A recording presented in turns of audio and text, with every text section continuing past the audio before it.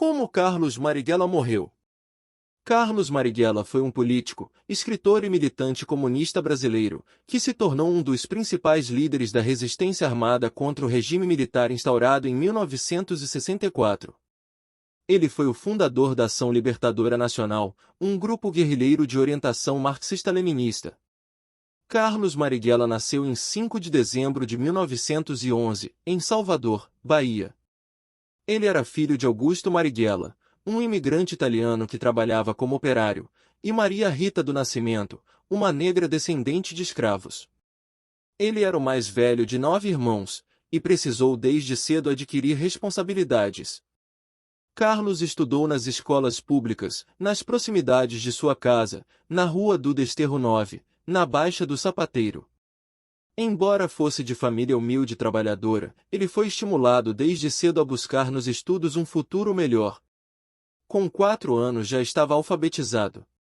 Nas escolas por onde passou, ele se destacou como aluno brilhante e líder estudantil.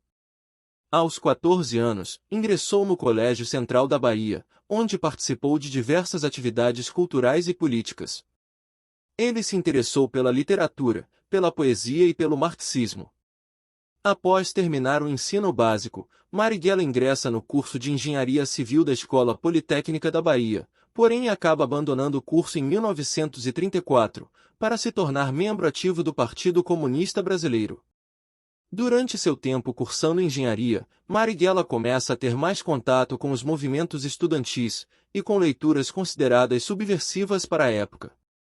Ainda como estudante de engenharia, Marighella será preso pela primeira vez em 1932, após escrever um poema, criticando a administração do interventor baiano Juracy Magalhães, e por ter participado de uma ocupação no prédio da Faculdade de Medicina da Bahia.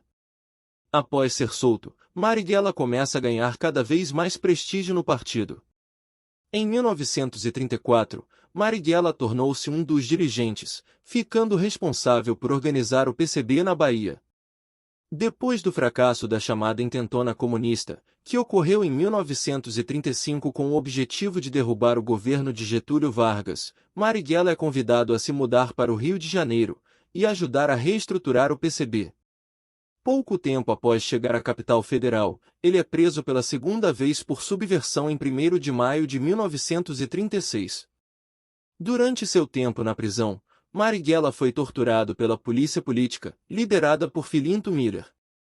Ele permaneceu na prisão por 1 ano, antes de ser libertado pela Macedada, nome dado à medida que libertou presos políticos sem apresentar queixa contra eles. Após sua libertação, ele entrou novamente na clandestinidade, junto com todos os membros do PCB. Ele foi recapturado em 1939, sendo mais uma vez torturado. Ele só foi libertado em 1945, quando uma anistia durante o processo de democratização do país beneficiou todos os presos políticos.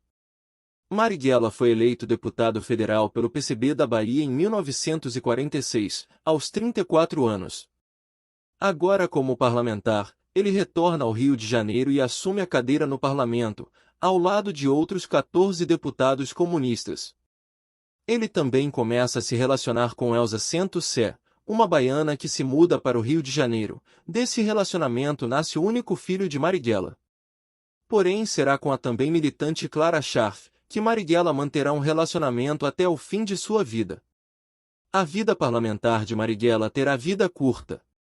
Ele teve seu mandato cassado em 1948, quando o Partido Comunista Brasileiro teve sua legenda cassada, na presidência de Gaspar Dutra. Ele continuou atuando na clandestinidade, organizando a resistência. Em 1953, ele foi convidado pelo Comitê Central do Partido Comunista da China, para passar algum tempo em território chinês, e conhecer a recente Revolução Comunista Chinesa. Durante quase 1 ano, Marighella ficou no Oriente, desenvolvendo relações com o Partido Comunista Chinês. Foi somente em 1957 que o Partido Comunista Brasileiro pôde voltar à legalidade, no governo de Juscelino Kubitschek. Em 1964, após o golpe militar que derrubou João Goulart, Marighella rompeu com o Partido Comunista Brasileiro em 1967, após discordar da linha política adotada pelo partido, que defendia a via pacífica e legalista para a conquista do socialismo.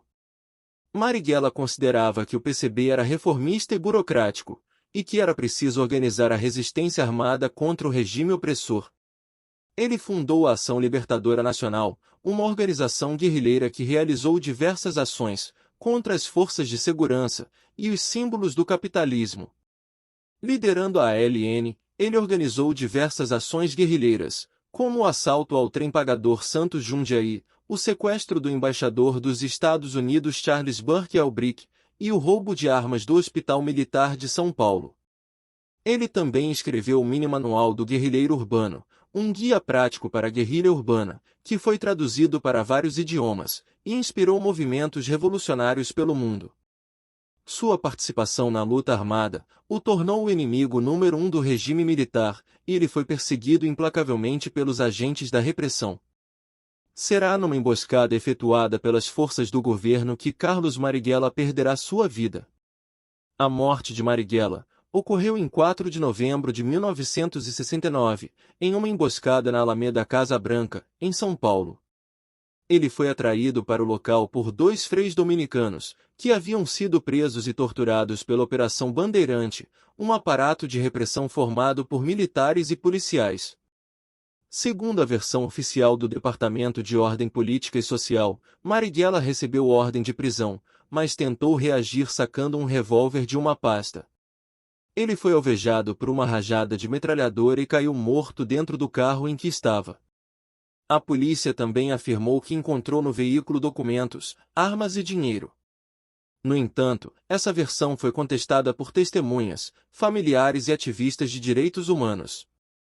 Eles afirmaram que Marighella foi executado a sangue frio, depois de ser dominado pelos agentes de repressão, comandados pelo delegado Sérgio Paranhos Fleury.